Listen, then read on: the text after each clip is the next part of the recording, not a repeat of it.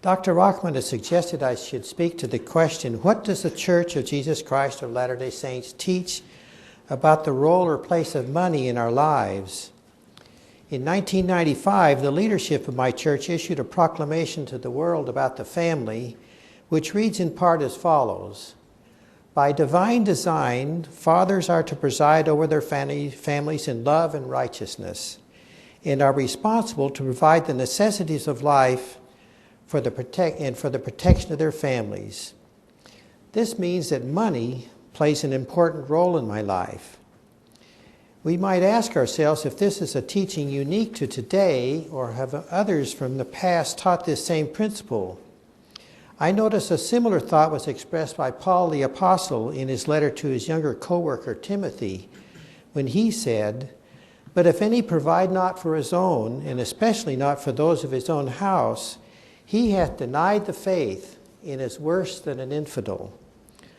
Also, when our primeval parents, Adam and Eve, were in the Garden of Eden, after they had partaken of the forbidden fruit from the tree of knowledge of good and evil and brought mortality upon mankind, and after they were cast out of the garden into the lone and dreary world, the Lord said in part unto Adam, "In the sweat of thy face shalt thou eat bread, till thou return unto the ground."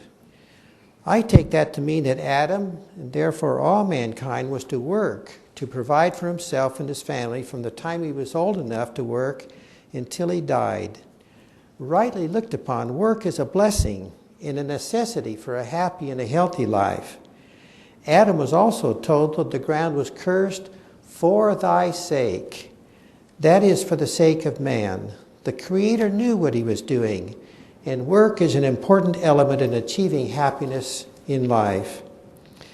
You might ask, are there any restrictions placed upon what I can or should do with my earnings? In the Old Testament, the ancient prophet Malachi, in speaking on behalf of the Lord to the children of Israel, said, "Will a man rob God? Yet ye have robbed me. But ye say, wherein have we robbed thee? In tithes and offerings. Bring ye all the tithes into the storehouse, that there may be meat in mine house. And prove me now herewith, saith the Lord of hosts, if I will not open you the windows of heaven and pour you out a blessing, that there shall not be room enough to receive it." This same principle of tithing was reintroduced by Joseph Smith when this church was restored in the early 1800s. And so from my youth up, I was taught the principle of tithing. I even remember as a child I learned this little rhyme. I can tell you what tithing is. I can tell you every time. 10 cents of every dollar and a penny of every dime. By the time I reached adulthood, the principle of paying tithing was second nature. I can honestly say that the blessings promised by Malachi have been answered upon my head. I have always had enough to meet the legitimate needs of my family and myself. It's a principle of faith. The payment of tithes does not mean that a person will necessarily be wealthy, but it does bring a certain discipline in money matters and brings me peace of mind to know that I am square with the Lord and that I am helping to further build His kingdom as I see it. Tithing has been referred to as the Lord's law of finance. You might ask a further question of me then. What if through your own industry or through inheritance, you acquire more money than you need for your own basic needs or those of your family? Are you free to use that surplus in any way you choose?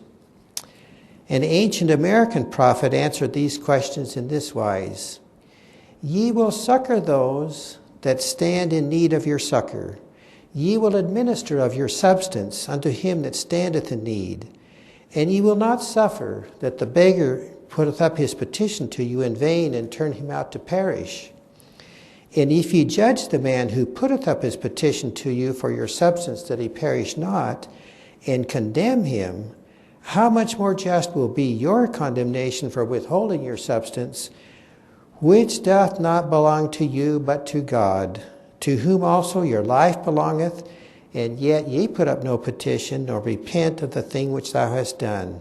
I say unto you, woe be unto that man, for his substance shall perish with him. And now I say these things unto those who are rich, as pertaining to the things of this world. Well, that's pretty direct and blunt, isn't it?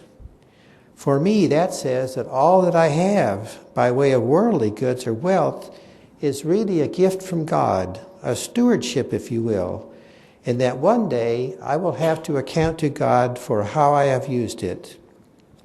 You might then ask me, how do you, as a member of your church, meet this obligation to assist your fellow men? Well, in several ways. The first Sunday of each month is designated as a fast Sunday. And Latter-day Saints are asked to fast for 24 hours and donate at least the value of the meals not eaten as fast offerings. Fast offerings are cash or in-kind donations given to the bishop, who is the local ecclesiastical authority, to help the needy.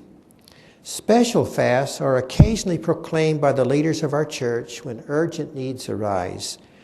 For example, in 1985, church members observed 2 special fast days and donated $10,465,000 to hunger relief and community development projects in Africa, South America, and other places. Historically, fast offerings have seldom been sufficient to provide for the welfare needs of the church, and shortages have been met from general funds. In the early 1930s, the entire world was engulfed in an economic depression. In the United States, the stock market crashed on October 29th of 1929. And on that day, desperate speculators sold 16,400,000 shares of stocks. When the year ended, the government estimated that the stock market crash had cost over $40 billion. Now, that doesn't sound like much today, but back then, it was catastrophic. As a youth, I can remember unemployed men coming to our front door and asking for food. My mother never turned anyone away. She would invite them to wait outside the back door while she fixed a sandwich and other things for them. Members of my own faith were suffering along with everyone else. It was in this environment the church developed a plan to assist the unemployed, which is referred to as the welfare plan. The basis of church welfare programs is individual self-reliance, not a handout that might rob the receiver of self-respect. Members are encouraged to provide for themselves before calling on others for help. Those needing additional help turn first to their families. When members and their families have done all they can and still have welfare needs, the church provides temporary, life-sustaining help so that the family can get back on their feet. Local leaders determine needs by consulting with the individual or the family.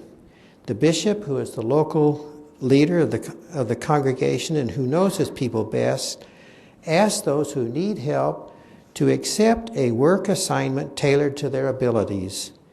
They may be asked to work in a church welfare operation, beautify the grounds of the local church, or give service to other needy members. Whatever the assignment, the church believes that people who work for what they receive are more likely to preserve their self-respect and maintain their self-reliance.